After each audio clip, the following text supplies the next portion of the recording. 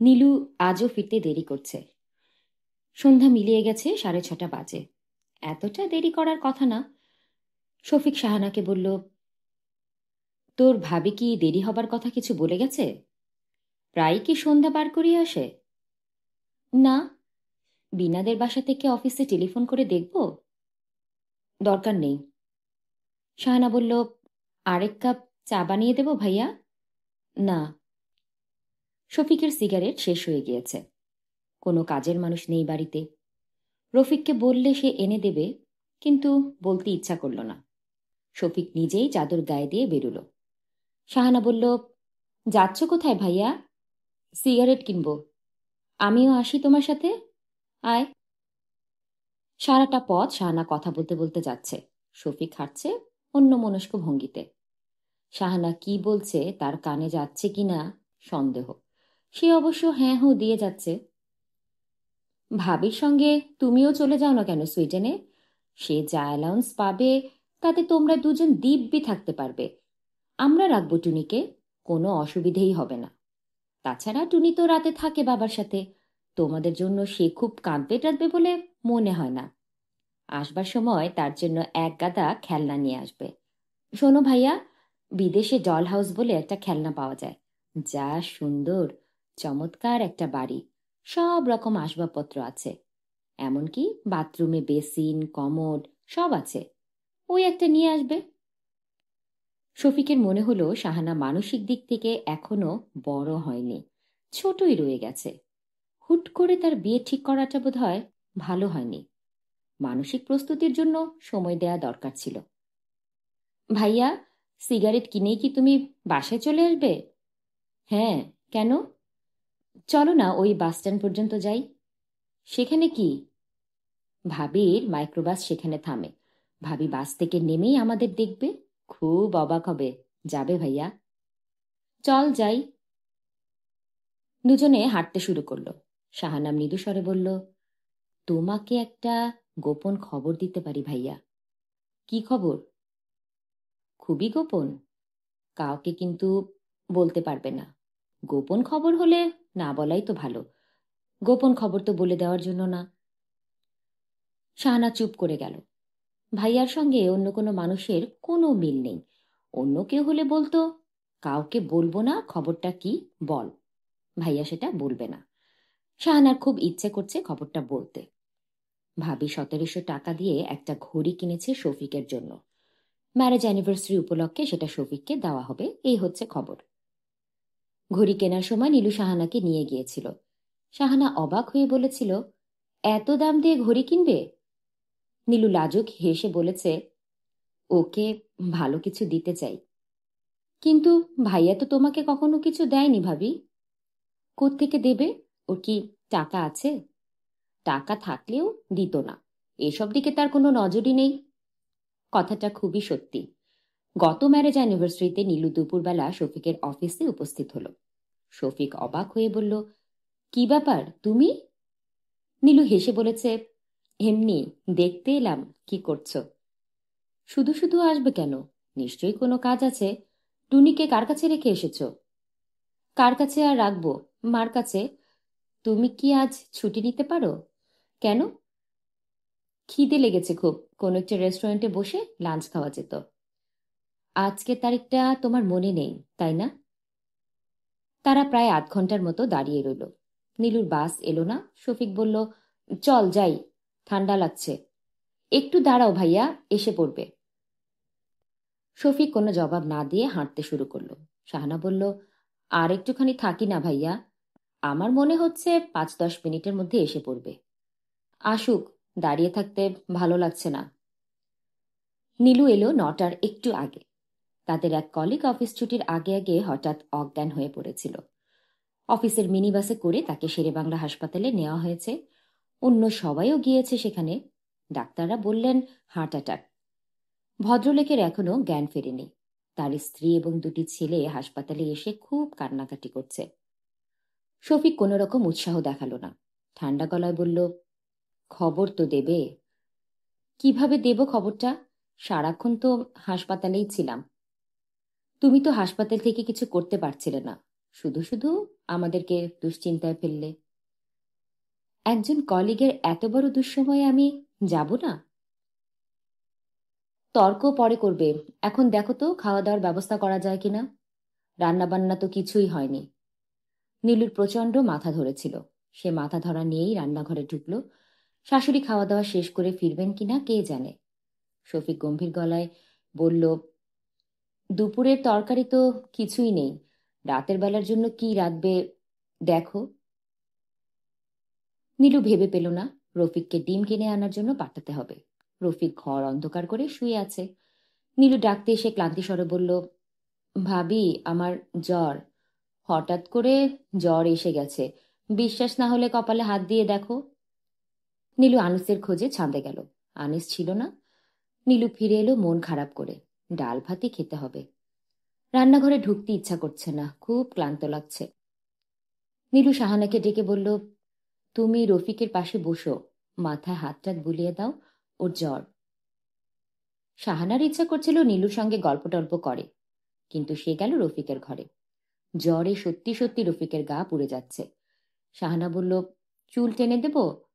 রফিক বলল, চুল ধরে টানাটানি করার কোনো দরকার নেই, তুই নিজের কাজে যা তো। জ্বরের সময় কোনো একটা কথা কানে গেলে সেটা মাথার মধ্যে ঘুরপাক খেতে থাকে। চুল টানার ব্যাপারটা রফিকের মাথায় ঘুরতে লাগলো।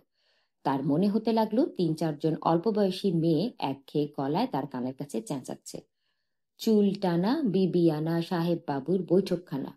সাহেব বলেছে যেতে, পান সুপারি খেতে, পানের ভেতর মৌরি বাটা, স্কুপের চাবি আটা, চুল টানা বিবিয়ানা, চুল টানা বিবিয়ানা।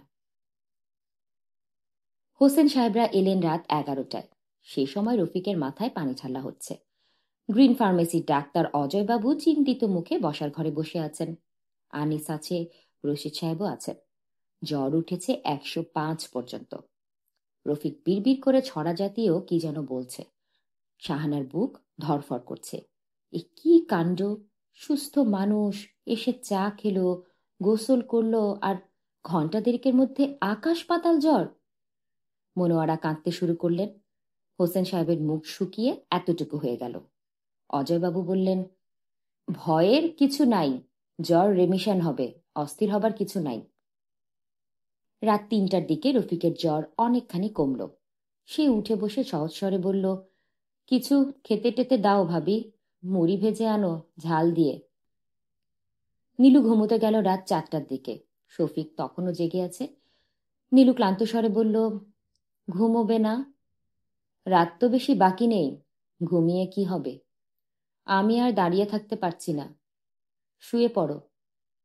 নীলু শুয়ে পড়ল। টুনি আজ তাদের সঙ্গে ঘুমিয়েছে। অনেক বড় হয়ে গেছে মেয়েটা, দেখতে দেখতে কেমন বড় হয়ে যাচ্ছে। নীলু টুনিকে বুকের কাছে টেনে আনলো। টুনি ঘুমের মধ্যেই মাকে জড়িয়ে ধরল। আহারে, সারাটা দিন দেখা হয়নি মেয়েটিকে। ঠিকমতো খাওয়া দাওয়া করেছে কিনা কে জানে। কেমন রোগা রোগা লাগছে হাত পা। কপালের কাছে লাল একটা দাগ ফুলে উঠেছে। পড়ে গিয়ে ব্যথা ট্যাথা পেয়েছে নিশ্চয়ই। নীলু চুমু খেলো কপালের কাটা দাগে। শফিক বাতি নিবিয়ে ঘুমিতে এলো। নীলু বলল, টুনি কেমন করে ব্যথা পেয়েছে দেখেছ? কপাল ফুলে উঠেছে। শফিক কিছু বলল না। নীলু বলল, আরেকটু হলে চোখেই লাগতো। যাদের বাবা মা দুজনেই ব্যস্ত, তাদের ছেলেমেয়েরা অবহেলার মধ্যেই বড় হবে, এটা নিয়ে দুঃখ করা ঠিক না। তুমি ঘুমাও। নীলু মৃদুস্বরে বলল, আমার চাকরিটা তোমার পছন্দ না, তাই না? শফিক চুপ করে রইল। বলো, তোমার কি ইচ্ছা নেই আমি চাকরিটা করি? শফিক শান্ত স্বরে বলল, আমার কাছে মনে হয় পরিবারের প্রতি মেয়েদের দায়িত্ব অনেক বেশি থাকে। সেই দায়িত্ব কি আমি পালন করছি না? রাত দুপুরে এ নিয়ে তর্ক করতে ভালো লাগছে না। তর্ক না, তোমার মতামতটা শুনি। মতামত তো দিলাম। টুনি বড় হচ্ছে অযত্ন অবহেলায়, যার ফল হিসেবে তার মানসিক বিকাশ অন্য সব শিশুদের মতো হবে না, এটাই স্বাভাবিক। টুনির মানসিক বিকাশ হচ্ছে না? আমি ইন জেনারেল বলছি। চাকরিজীবী মহিলার কাছে ঘর সংসারের চেয়ে তাদের ক্যারিয়ারই প্রধান হয়ে দাঁড়ায়। অফিসের একজন কলিগের অসুস্থতা তার কাছে বিরাট ব্যাপার মনে হয়। যেমন তোমার উদাহরণটাই ধরা যাক। আমার কি উদাহরণ? সুইডেনের ব্যাপারটায় তুমি কিরকম উল্লসিত হয়ে উঠলে। একবারও ভাবলে না এই 6 মাস টুনি কিভাবে থাকবে? ভাবিনি তোমাকে কে বলল? ভাবলেও সেটাকে তেমন গুরুত্ব দাওনি। পাসপোর্ট করা, এই করা, সেই করাতেই তো তুমি ব্যস্ত। তুমি চাও না আমি যাই? শফিক জবাব দিল না। বলো, তুমি চাও না? না। চাকরি করি তাও চাও না? আমি না চাইলেই তুমি ছেড়ে দেবে? তা পারবে না। একবার যখন ঢুকেছ সেখান থেকে কিছুতেই বেরোতে পারবে না। সংসার যদি ভেসে যায় তাতেও না। এতটা নিশ্চিত হয়ে কথা বলছো কিভাবে তুমি? নিশ্চিত হয়ে বলছি কারণ আমি জানি যে মেয়ে চাকরি করে সে কিছু পরিমাণে স্বাধীন। সেই স্বাধীনতা কোনো মেয়েই ছাড়বে না। সে সংসার ছেড়ে দেবে কিন্তু স্বাধীনতা ছাড়বে না। মেয়েরা স্বাধীন হোক সেটা তুমি চাও না? শফিক বলল, যথেষ্ট তর্ক হয়েছে, এখন ঘুমোতে যাও। নীলু ঘুমোতে পারল না। কিছুক্ষণের মধ্যেই ফজরের আজান শোনা গেল। ভোর হচ্ছে। শুরু হচ্ছে আরেকটি দিন। এই দিন অন্য সব দিনের মতো নয়। এটি একটি বিশেষ দিন। এই দিনের 17 বছর আগে তাদের বিয়ে হয়েছিল। কিন্তু শফিক কি সেটা বুঝতে পারছে না? শফিকের মনে কি একবারও মনে হচ্ছে না যে আজকের দিনটা তার জন্য খুবই গুরুত্বপূর্ণ? নীলুর কথা স্যার খুব অবাক হয়ে শুনলেন। তার কথা সে কিছুই বুঝতে পারছেন না। নীলু বলল, স্যার, আমি খুব লজ্জিত। শেষ মুহূর্তে জানালাম। বড় সাহেব বললেন, লজ্জিত হওয়াই উচিত। অন্তত 1 মাস আগে জানলেও আমরা অন্য কাউকে পাঠাতে পারতাম। নীলু মাথা নিচু করে বসে রইল। বড় সাহেব বললেন, আপনার সুইডেনে যেতে না পারার পেছনের কারণগুলো কি জানতে পারি? আমার একটা ছোট বাচ্চা আছে। ও আমাকে ছাড়া থাকতে পারবে না। কত ছোট? 3.5 বছর বয়স। এই প্রবলেমটা আগে লক্ষ্য করলেন না কেন? আগে ভেবেছিলাম যে সম্ভব হবে। দেখতে দেখতে 6 মাস কেটে যাবে। বড় সাহেব যথেষ্ট বিরক্ত হয়েছেন। নীলু তার মুখ দেখেই সেটা বুঝতে পারছে। কিন্তু তার করার কিছুই নেই। ট্রেনিং হবে 2 পর্যায়ে। 3 মাস অফিস ম্যানেজমেন্ট এবং পরের 3 মাস সেলস অ্যান্ড প্রমোশন। আপনি না হয় প্রথম 3 মাসে ট্রেনিংটা শেষ করে চলে আসুন। নাকি সেখানেও অসুবিধা? মেয়েদের স্যার অনেক অসুবিধা। 3 মাস আপনার বাচ্চাকে দেখবার কেউ নেই? তার দাদি কিংবা খালা, ফুপু? নীলু মৃদুস্বরে বলল, আমি একা একা এতদূর যাই এটা আমার স্বামীর পছন্দ নয় স্যার। I C. আপনি যদি মনে করেন আমি কথা বললে তিনি কনভিন্সড হবেন তাহলে কিন্তু আমি তার সঙ্গে কথা বলতে পারি। দরকার নেই স্যার। নীলু উঠে দাঁড়ালো। এখন 12:30 বাজে। কিছুক্ষণের মধ্যেই লাঞ্চ ব্রেক হবে। তার আজ আর কাজ করতে ইচ্ছা করছে না। সে ছুটি নিয়ে অফিস থেকে বেরিয়ে এলো। কেন জানি বাসায়ও যেতে ইচ্ছা করছে না। আবার একা একা ঘুরে বেড়াতেও ইচ্ছা করছে না। বন্যা তার অফিসে, নয়তো তার বাসায় গিয়ে আড্ডা দেওয়া যেত। অনেক দিন বন্যার সঙ্গে দেখা হয় না। তার অফিসে চলে গেলে কেমন হয়? আগে কোনো দিন যায়নি, ঠিকানা আছে, খুঁজে বের করতে অসুবিধে হবে না। বন্যা খুবই অবাক হলো। 2 বার বলল, একা একা খুঁজে বের করলি? তুই তো দারুণ স্মার্ট হয়ে গেছিস। অল্প কিছুদিন চাকরি করেই তো তোর তো ভালো উন্নীত হয়েছে রে। তবে ভালো মতো বুদ্ধি খেলাতে পারিসনি। তোর প্রথমে উচিত ছিল টেলিফোন করে দেখা আমি আছি কিনা। তোর এখানে আসবো এমন কোনো প্ল্যান ছিল না রে। হঠাৎ ঠিক করা। আর মিনিট 10 দেরি হলে আমার সঙ্গে দেখা হতো না। এই সময় ছুটি হয়ে যায় নাকি তোদের? না, ছুটি হয় 4টায়। আজ একটু সকাল সকাল ফিরছি। বাড়ি দেখতে যাব। বাড়ি বদলাচ্ছিস? না, বরের সঙ্গে বনিবনা একেবারেই হচ্ছে না। আমি আলাদা বাসা নিচ্ছি। তোকে সব বলবো। দাঁড়া একটু, বসকে বলে আসি। তুই কিছু খাবি? না। নীলু অবাক হয়ে অপেক্ষা করতে লাগলো। কি সব পাগলামি যে করছে বন্যা!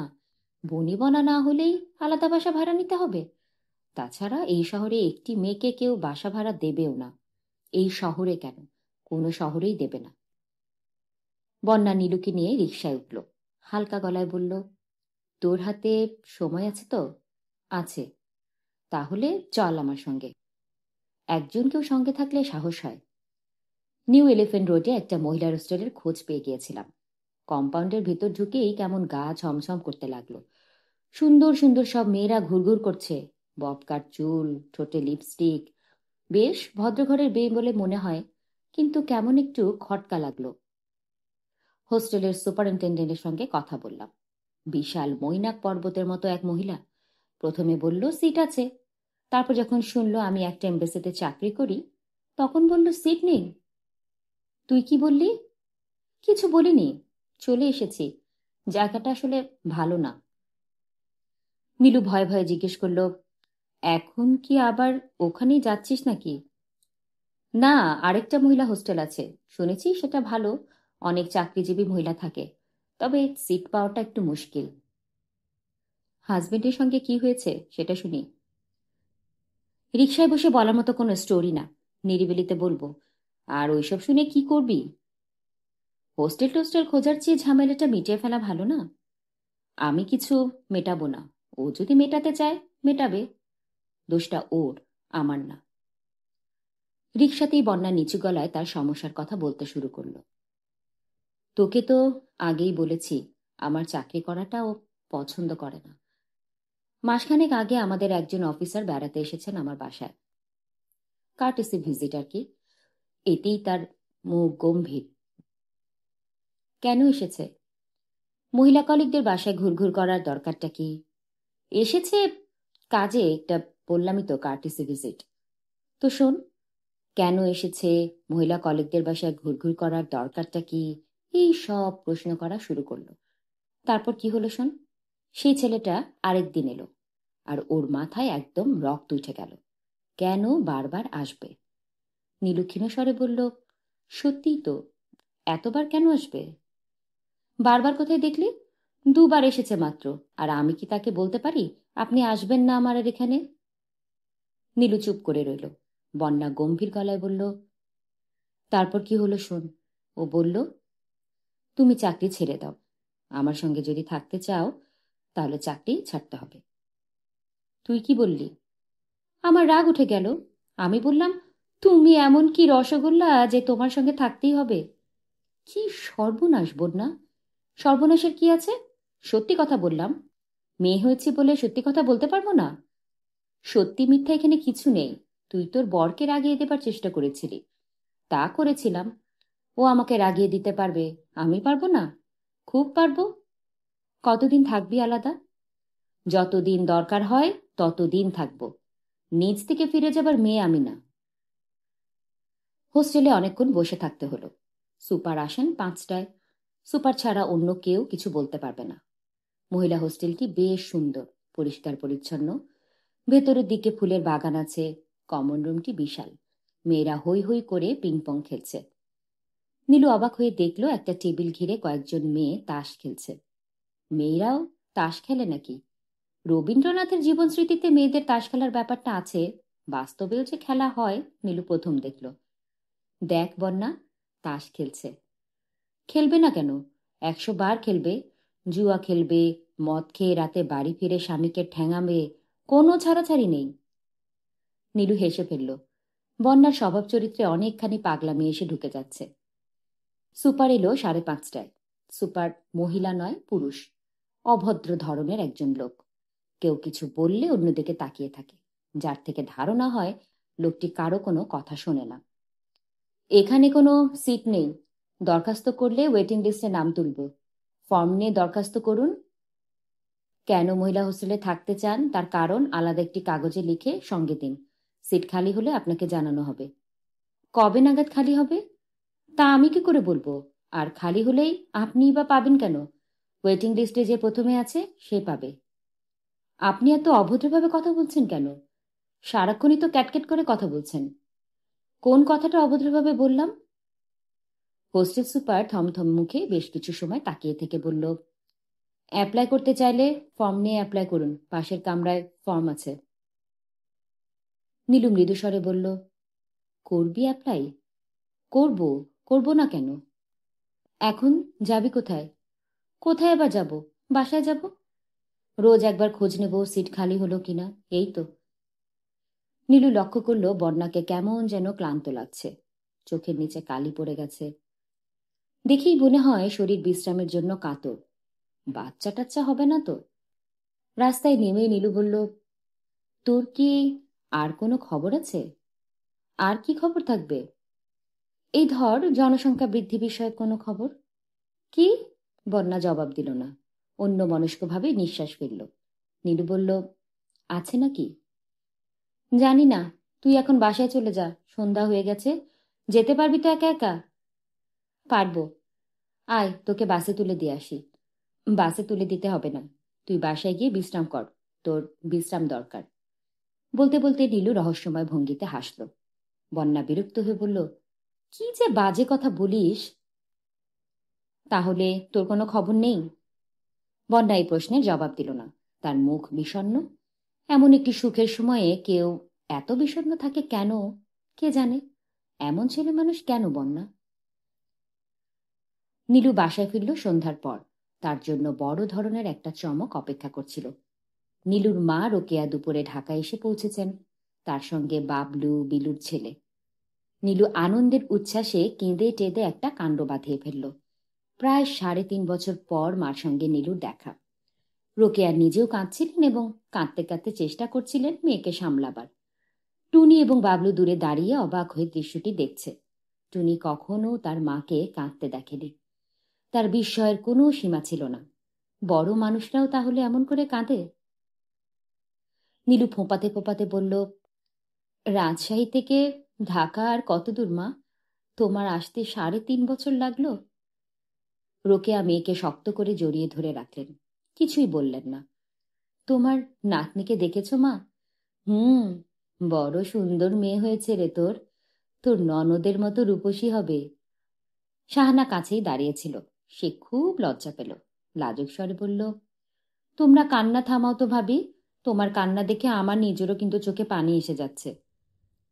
নীলু বাবলুকে কোলে নিয়ে আবার খানিকক্ষণ কাঁদল। এই বুঝি বাবলু? রোকেয়া বললেন, কোল থেকে নামিয়ে দে, কেউ কোলে নিলেই কাঁদে। নীলু নামালো না। শাহানা বলল, এই ছেলেটা কিন্তু ভারী অদ্ভুত, কোনো কথা বলে না। দুপুরবেলা এসেছে, এখন পর্যন্ত কোনো কথাও বলেনি। মাত্র মা, ও কি রাজশাহী তো এরকম? হ্যাঁ গো মা, কথাবার্তা যা বলে আমার সঙ্গেই বলে, তাও কানে কানে। নীলু হাত মুখ ধুতে গেল। তার এত আনন্দ লাগছে আজ, মনে হচ্ছে পৃথিবীর শত সুখের মতো জায়গা আর কিছুই নেই।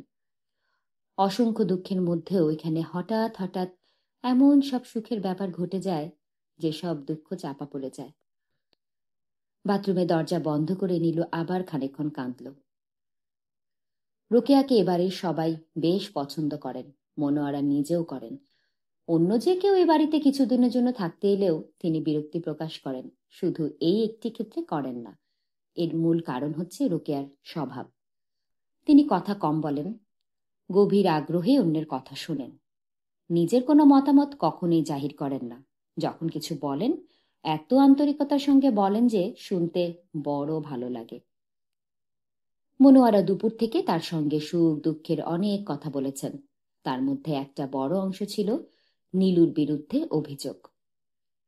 এই দেখেন না বেয়ান সাহেব, আমার ঘাড়ে মেয়ে দিয়ে সেই সকালে চলে যায় অফিসে, ফেরে সন্ধ্যা পার করে।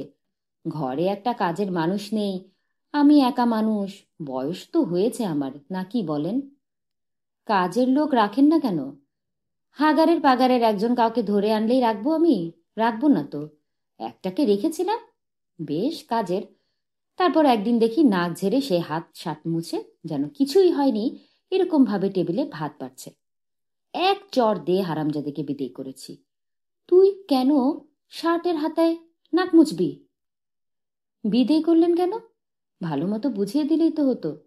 আমার এত সময় নেই বেয়ান সাহেব যে বসে বসে তাকে শেখাবো। যে শেখে না, 9 বছরে সে কোনো কলেই শেখে না। আর ঝামেলা কি একটা, শাহানার বিয়ে ঠিক হয়ে আছে, জানেন তো? জি জানি। হুটহাট করে ও শ্বশুর বাড়ি থেকে লোকজন আসছে, ওদের তো আর টোস্ট বিস্কিট দিয়ে চা দেওয়া যায় না, কি বলেন? না, তা দেবেন কিভাবে?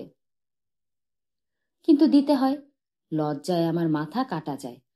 সেদিন শাহানার এক খালা শাশুড়ি এসেছিলেন। একটা মানুষ নেই ঘরে। চা দিতে গিয়ে দেখি চায়ের পাতা নেই। চিন্তা করেন অবস্থা। শাহানার বিয়েটা কবে? জুলাই মাসের 10 তারিখে মোটামুটিভাবে ঠিক করা হয়েছে। ছেলের ছোট চাচা থাকেন হাওয়াই। উনি জুলাই মাস ছাড়া আসতে পারবেন না। আর এটা হচ্ছে ওদের বংশের প্রথম কাজ। ওরা সবাইকে নিয়ে করতে চায়। তা তো চাইবেই। বিরাট খরচের ব্যাপার, বুঝতেই পারছেন। এদিকে হাত একেবারে খালি। কিভাবে কি হবে কে জানে। মনে হলেই বুক শুকিয়ে আসে। ভেবেছিলাম এর মধ্যে রফিকের একটা কিছু হবে। কিছুই হচ্ছে না। ইনশাল্লাহ হবে, শীঘ্রই হবে। আর হয়েছে, মহা অপদার্থ। ওর কিছুই হবে না। বাবলু তার অদ্ভুত স্বভাবের জন্য খুব অল্প সময়ে সবার দৃষ্টি আকর্ষণ করল। হোসেন সাহেবের মতে বাবলুর মতো গম্ভীর ছেলে তিনি এর আগে দেখেননি। কোনো কথা নেই, কান্নাকাটি নেই, ঝামেলা নেই। গভীর আগ্রহে সব কিছু দেখছে। সবই অবশ্য দূর দূর থেকে। মনোয়ারার ধারণা ছেলেটা হাবা টাইপ, বুদ্ধিশুদ্ধি নেই। কিন্তু কথাটা সম্ভবত ঠিক নয়। ছেলেটির বুদ্ধি ভালো। শুধু ভালো নয়, বেশ ভালো। টুনি তার সঙ্গে ভাব করার খুব চেষ্টা করছে। বাবলু আছে তার সঙ্গে, কিন্তু একটা ভাব হয়েছে বলে মনে হয় না। টুনি রান্নাবাটি খেলার সময় বাবলু একটু দূরে বসে থাকে, তাকিয়ে থাকে গভীর মনোযোগে। খেলাতে তার অংশগ্রহণ বলতে এতটুকুই। টুনির সঙ্গে তার কথাবার্তার নমুনা হচ্ছে অনেকটা এরকম। টুনি: রান্নাবাটি খেলবে? বাবলু: নিশ্চুপ। টুনি: আমি হচ্ছি মা, তুমি কি হবে? মৃদু হাসি। টুনি: বাবা হবে? বাবলু মাথা নাড়ল। তার অর্থ ঠিক বোঝা গেল না। হ্যাঁ হতে পারে, আবার নাও হতে পারে। টুনি: আচ্ছা, তুমি বাবা। এখন অফিসে যাও, সন্ধ্যার সময় অফিস থেকে আসবে। বাবলু নড়ল না। টুনি: কি, অফিস যাবে না? বাবলু মাথা নাড়ল, কিন্তু এবারও বোঝা গেল না সে হ্যাঁ বলছে কি না বলছে। অত্যন্ত আশ্চর্যের ব্যাপার হচ্ছে, এ বাড়িতে যে একটিমাত্র লোকের সঙ্গে তার কিছু কথাবার্তা হয় সে হচ্ছে শফিক।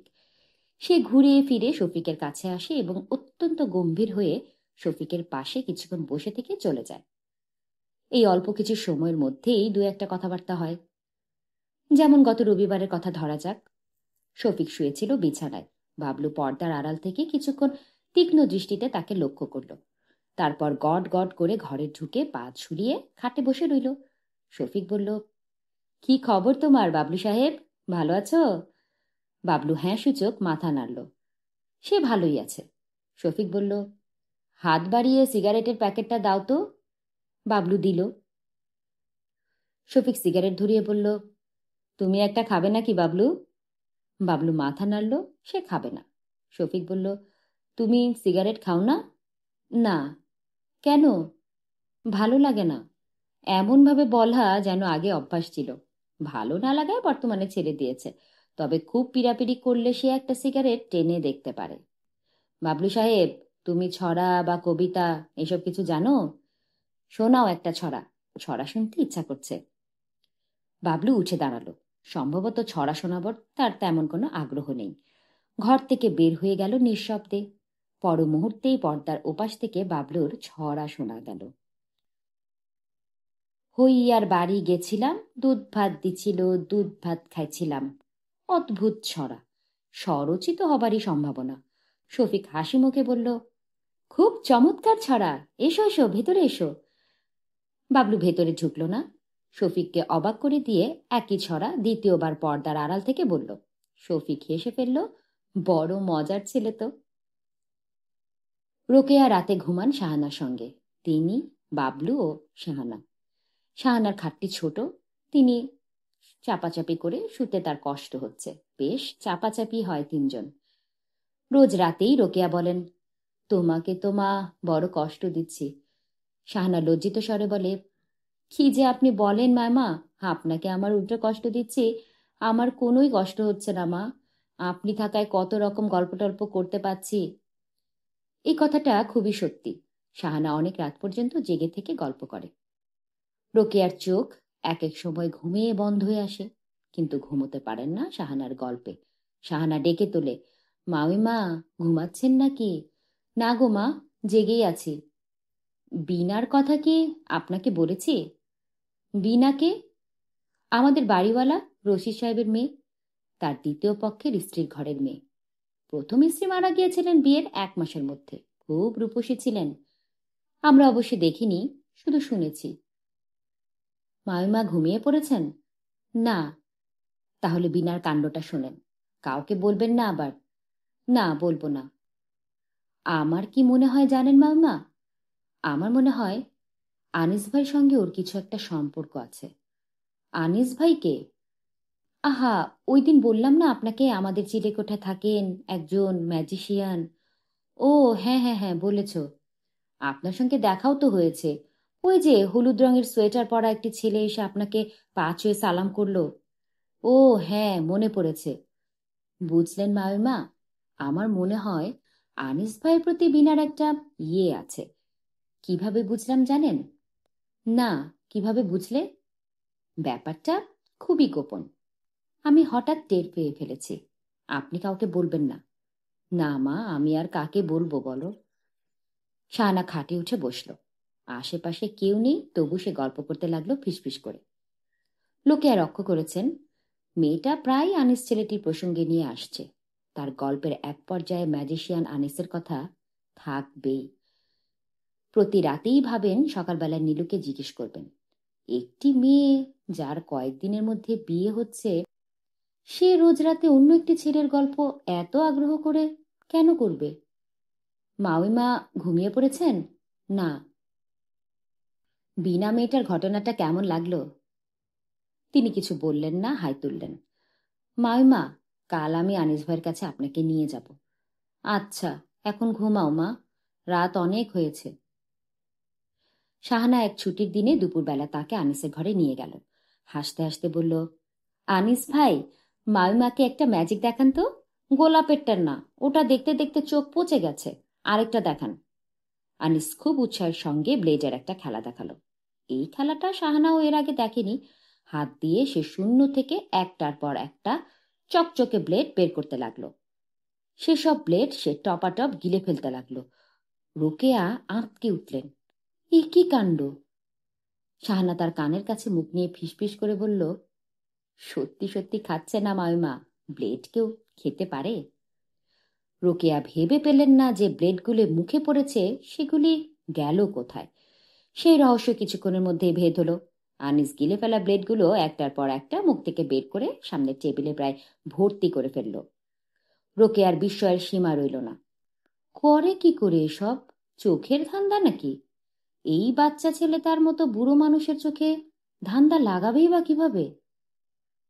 শাহানা রোকেয়ার বিস্মিত মুখভঙ্গি দেখে খুব উপভোগ করছে, যেন এই চমৎকার ম্যাজিকের কিছু কৃতিত্বও তার।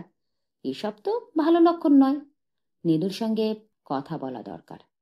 এত চমৎকার একটি মেয়ের জীবনে সামান্যতম সমস্যাও আসা উচিত হবে না। তবে নীলু খুব চালাক মেয়ে। কিছু একটা হলে নিশ্চয়ই তার চোখে পড়বে। কিছু নয় হয়তো, কিন্তু এমন মুগ্ধ চোখে মেয়েটি তাকিয়েছিল আনিসের দিকে, এই দৃষ্টি ভুল হবার কথা নয়। আনিস ছেলেটিকে তার বেশ লাগলো। ভদ্র এবং লাজুক। এরকম একটা লাজুক ছেলে ম্যাজিশিয়ান হবে কিভাবে? ম্যাজিক দেখানো কি লাজুক ছেলের কাজ? পড়াশোনা ছেড়ে তার ম্যাজিশিয়ান হবার এমন অদ্ভুত শখই বা কেন হলো? মাথার উপর বুদ্ধি দেওয়ার আসলে কেউ নেই। বুদ্ধি দেওয়ার কেউ থাকলে এরকমটা কি আর হয়? মা বাবা বেঁচে থাকলে এই ছেলে নিশ্চয়ই এসব নিয়ে মেতে উঠতে পারত না। রোকেয়ার বড় মায়া লাগলো। তিনি 1 সপ্তাহ থাকবেন বলে এসেছিলেন। প্রায় 2 সপ্তাহ কেটে গেল। যেতে ইচ্ছা করছে না। জামাইয়ের বাড়িতে এত দীর্ঘদিন থাকাও যায় না, কিন্তু থাকতে তার খারাপও লাগছে না, ভালোই লাগছে। যার জন্য আসা, সেই নীলুর সঙ্গে কথা বলার তেমন কোনো সুযোগও পাচ্ছেন না। অথচ নীলুর সঙ্গে তার কিছু জরুরি কথা বলা দরকার। নীলু অফিস থেকে ফেরে ক্লান্ত হয়ে, ফিরেই সংসারের কাজে ব্যস্ত হয়ে তাকে একা পাওয়াই মুশকিল। এতক্ষণ পড়ছিলাম হুমায়ূন আহমেদের জনপ্রিয় উপন্যাস এসব দিনরাত্রির 14তম পর্ব। আশা করি সঙ্গেই ছিলেন সবাই। ভালো থাকবেন সবাই, ভালো রাখবেন সবাইকে।